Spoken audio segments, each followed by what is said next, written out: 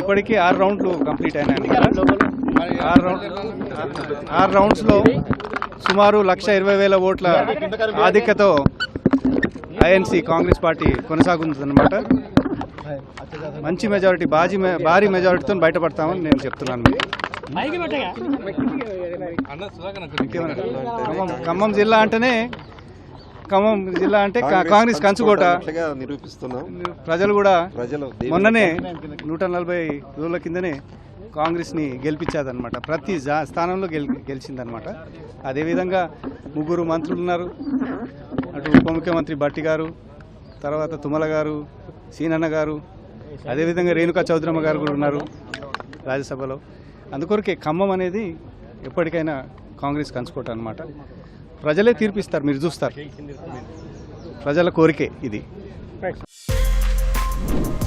For more videos like this, subscribe Big TV channel.